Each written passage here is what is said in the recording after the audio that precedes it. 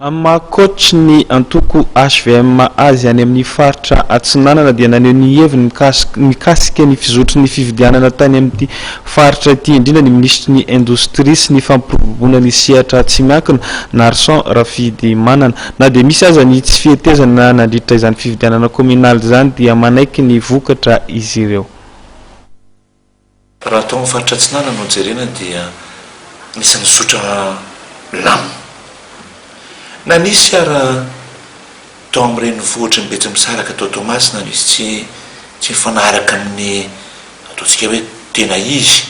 Tiako amena ohatra fotsiny nareo hoe misy anatina bureau de vote anankiray izay manana ny délégué de vote ny tsirairay avy ny ataontsika hoe platsaka be ny tanàna 10.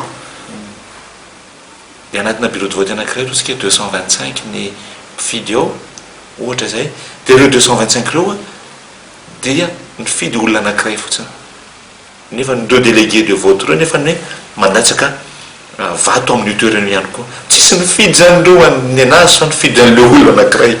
Zany hoe raha mbola élection jerevantsika dia hoe invraisemblable ihany, invraisemblable ihany. Ohatran'izay no zavatra misepase tao amin'ny Tamataville, ela ihany nanaovako élection, ela nanaovako an'izany élection zany teto Madagasikara, mbola tsy nahita an'izany no tenako, fa indrenao hoe manaiky izay, izay ny valim-pifidianana, manaiky izay. Anatra ho an'ny aoriana, inona no tokony atao? Mety tsy ampy zany, tsy ampy ny mety famelabelarana, tsy ampy ny famelabelarana natao an'ny vahoaka, tsy ampy ny fahafantarana ny vahoaka hoe inona moa no tena atao, mety tsy ampy hoe anatra ho anay manaraka. 91 nisan'ny commune amin'ny faritra Atsinanana. Hatreto aloha eo amin'ny sur 80 ny vokatra azo amin'izao, 80 commune ny azo ny HVM zao ataontsika eo amin'ny 55-60 eo, 55-60 commune sur 80 zany ny azo hatramin'izao. Mieritreritra zany zay raha sur 91 ny mety mba tratra mihoatran'ny 70% angamba ny fijeranay azy. Afaka hiasa amin'izay satria manana ataontsika hoe 65-70% sur les 91 communes.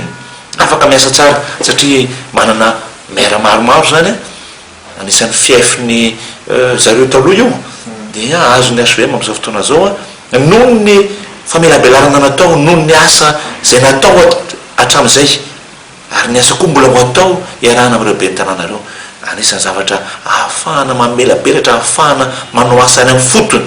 Zay ny tena nahatonga anay nijoro tany, satria miteny hoe afaka manao ny asany amin'ny fotony ny avy aty Antananarivo na ny amin'ny pouvoir central zany.